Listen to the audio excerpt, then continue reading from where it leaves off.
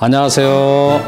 한약박사 나한식 원장입니다. 오늘은 목 부위에 발생하는 아토피 증상에 대해서 알려드리겠습니다. 아토피 증상은 처음 발생할 때 주로 접히는 부위에서 발생하는데, 접히는 부위는 아토피 증상이 나타나지 않는 정상적인 피부에서는 몸에 약간의 열만 자극받아도, 또 열을 자극 줘도 땀이 가장 먼저 나타나는 부위로, 어떻게 보면 열 배출이 가장 잘 이루어지는 부위입니다. 몸에서 자연스럽게 발생한 열이 접히는 부위에서 가장 먼저 배출이 이루어지는데, 피부의 체온 조절 작용이 떨어져서 열 배출이 정상적으로 안 되면 아토피 증상은 접히는 부위에서 가장 먼저 시작됩니다.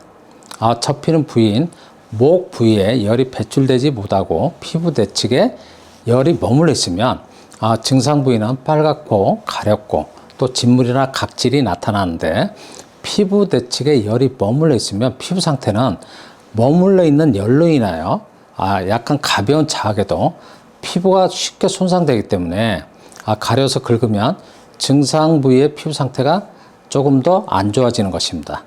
아토피는 어려서부터 발생한 아토피 증상이 반복되면서 나타나는 경우도 있고, 어려서 아토피 증상이 있다가 치료가 돼서 없어졌는데 청소년이나 성인이 돼서 발생한 경우도 있고, 청소년이나 성인이 될 때까지 아토피 증상이 전혀 없다가 갑자기 발생한 경우 등등 아토피가 발생하는 여러 가지 케이스가 있습니다.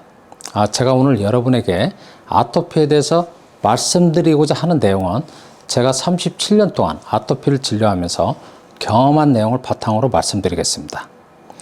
저희 한의원에 아토피 증상으로 내원하신 분들은 아토피 증상이 처음 시작할 때는 피부과 민간요법 여러 가지 방법으로 치료를 하셨지만 증상이 낫지 않고 반복하게 나타나기 때문에 내원하시는 경우가 대부분이고, 아토피 증상이 발생하는 부위를 보면 목과 팔다리 접히는 부위에만 나타나는 경우가 가장 많고, 또 전신에 나타나거나 얼굴에만 증상이 나타나는 경우도 있습니다.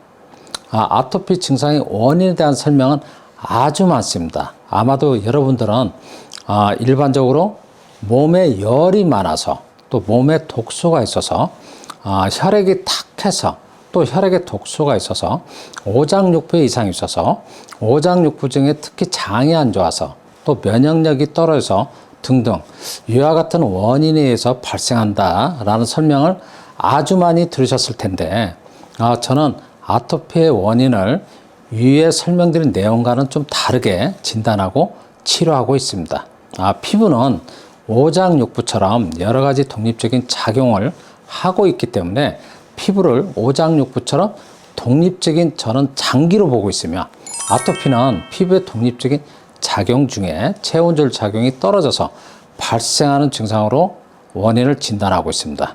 체온조절 작용이란 몸에서 자연스럽게 발생하는 열이 피부의 땀구멍을 통하여 기와일이나 수분 형태로 배출되는 작용을 말하는데, 체온 조절 작용이 떨어지면 몸에서 자연스럽게 발생한 열이 피부의 땀구멍을 통하여 정상적으로 배출이 안 되고, 피부 내측에 배출되지 못한 열이 머물러 있으면서 피부 표면에 여러 가지 증상을 유발하는 것입니다.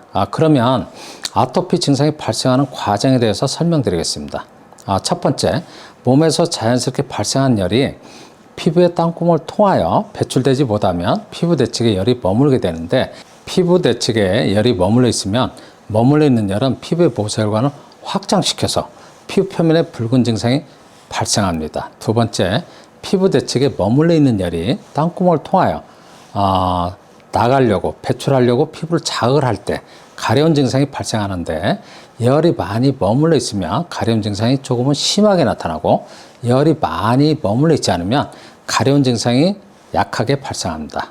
세 번째, 몸에서 자연스럽게 발생한 열이 땀구멍을 통하여 기와일이나 수분 형태로 배출이 이루어지지 못하면 피부 표면은 수분이 부족한 건조한 상태로 나타납니다. 네 번째, 열이 피부 내측에 머물러 있으면 열을 식혀주기 위해서 우리 몸은 생리적으로 물이 모이게 되는데, 물과 열이 합해지면 진물이 됩니다. 아토피 증상 부위에 진물이 보이거나 진물이 건조된 상태인 각질이 나타나는데, 각질층이 두꺼워진 것을 태산화되었다고 표현하는 것입니다. 아토피의 주된 증상은 가려운 증상인데 가려운 증상이 낮에도 가렵긴 하지만 가려운 증상이 참기 힘들 정도로 밤에 심하게 발생하기 때문에 잠을 설치면서 숙면을 취하기가 참 어렵죠.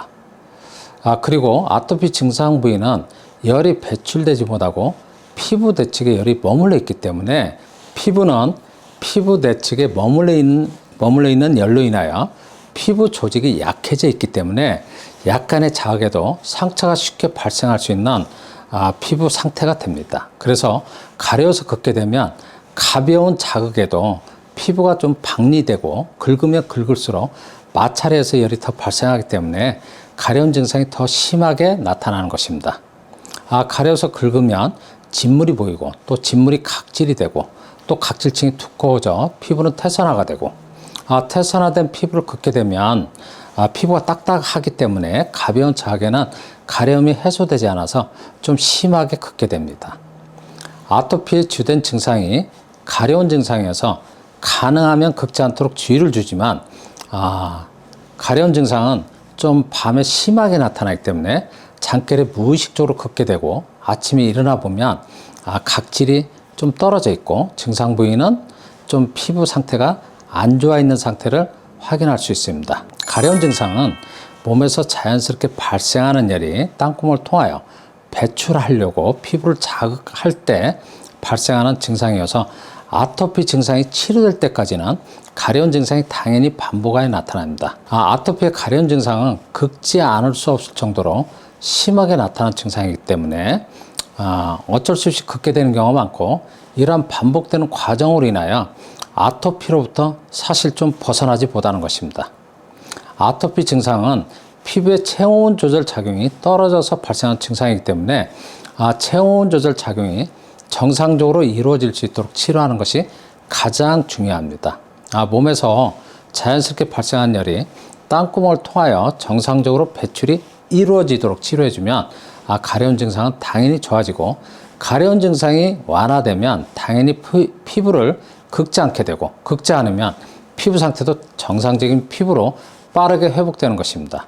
아토피가 처음에 발생하는 부위는 접히는 부위인데 체온 조절 작용이 떨어져서 열 배출이 정상적으로 이루어지지 못하면서 시작되고 시간이 지나면서 증상 부위가 번지게 됩니다. 그러므로 임상에서 아토피를 진단할 때 접히는 부위에 증상이 나타나 있는지를 가장 먼저 확인하게 되고 접히는 부위에 피부 증상이 나타나 있으면 아토피로 진단하게 됩니다. 저는 아토피 증상은 접히는 부위에 주로 발생하지만 전신의 피부 기능이 떨어져서 발생한 증상으로 진단하기 때문에 아토피 증상이 조금은 덜 심한 부위도 피부가 몹시 건조한 것을 확인할 수 있습니다.